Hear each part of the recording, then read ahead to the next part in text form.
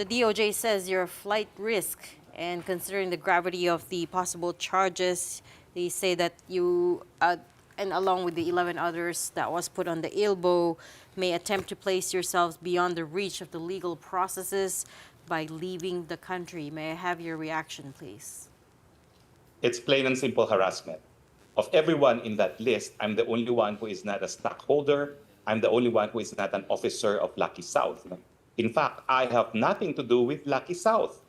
We have seen in the Senate and in the House how Senator Rizon Tiveros has been insisting that when I accompanied Cassie Ong to PAGCOR in order to arrange a gifts, payment by gifts of indebtedness to PAGCOR because of alleged swindling, that made me an agent of Lucky South, But as far as I'm concerned, there is no meeting of the minds between me and anyone who is a stockholder or an officer of Lucky South. I knew Cassie Ong as an employee of, and the other evidence that they have is supposedly a corporation organizational chart, which I had nothing to do with, So plain and simple, if there simply is no evidence linking me to Lucky South, number one, and number two, there's still no evidence that Lucky South did anything wrong, highlighting the fact that when they were raided, they did not raid an operating entity and seem to have complied with orders from the PAGCOR to cease and desist from operations.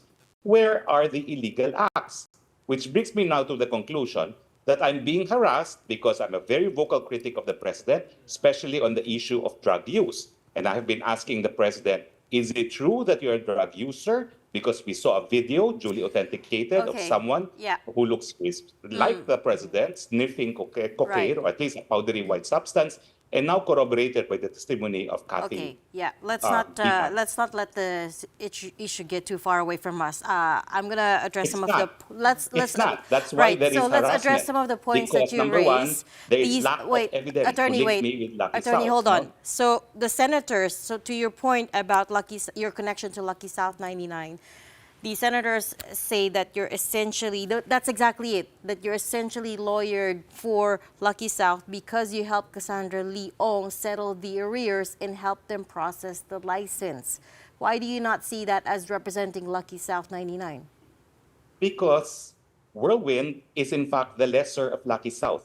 And they provide services to Lucky South because Lucky South, as POGO, are composed of Chinese people who can't even speak English. That's part and parcel of the business practice of POGO. They need locals to represent them. And that is why at the time when we met PAGCOR chair, the legal representative of Lucky South was Dennis Conanan. So that does not prove anything, because you can be a legal counsel to a person who is not at all related to Lucky South. And that was what happened to us. As in fact, I submitted documents in the Senate indicating that in 2 weeks' time, I entered my appearance as counsel for Whirlwind in 3 cases involving ejectment. And this had to do with the premises where the POGO was located because, as I said, they are the landlord to Lucky South. Now, furthermore, in order to indict me for any wrongdoing, they must show what my wrongdoing is.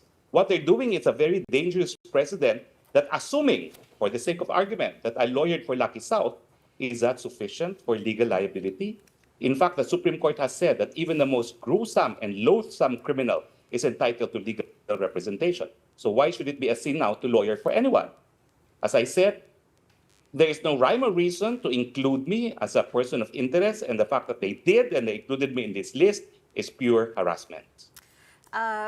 There's, a few weeks ago we spoke to PAGCOR Chair Al Tenco, who said that, and he also said this during the Senate hearing, that you assisted Cassandra Ong, right, again, to settle the arrears of Lucky South 99.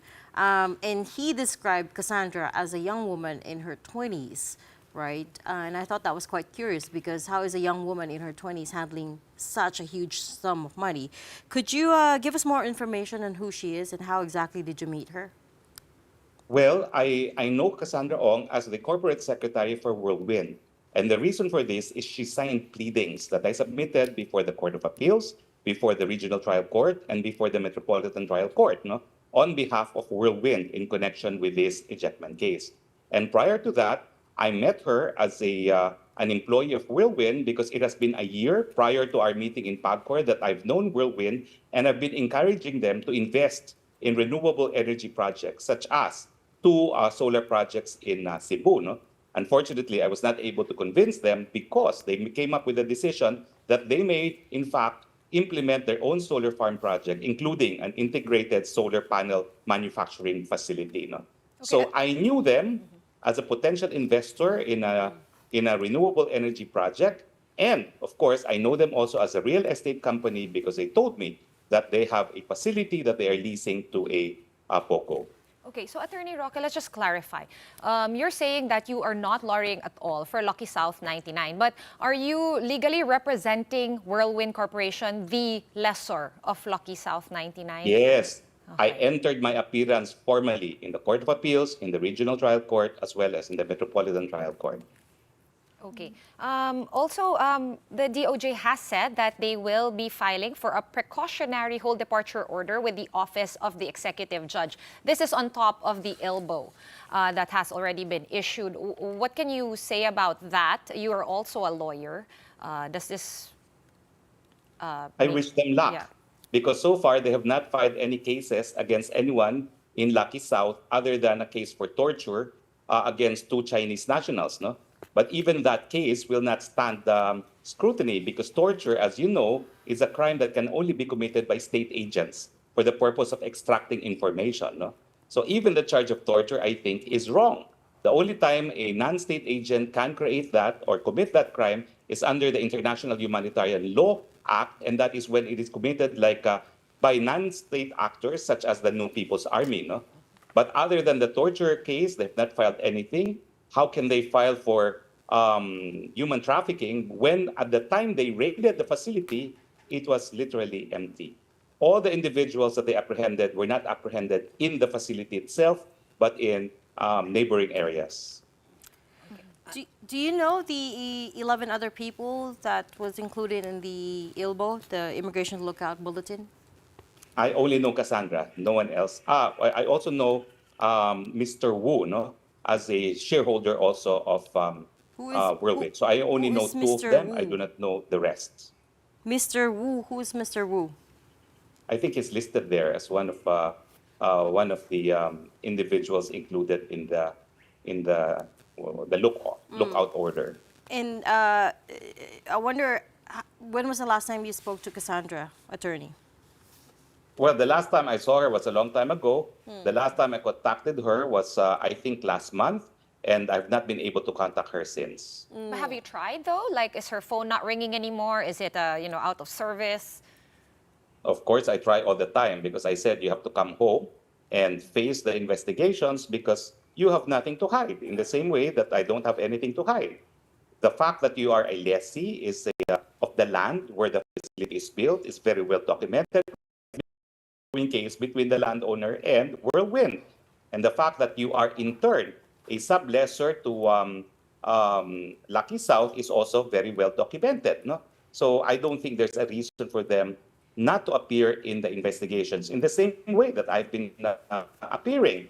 And despite the fact that legislators have been coming to baseless conclusions, that nothing has been established as far as wrongdoing is concerned.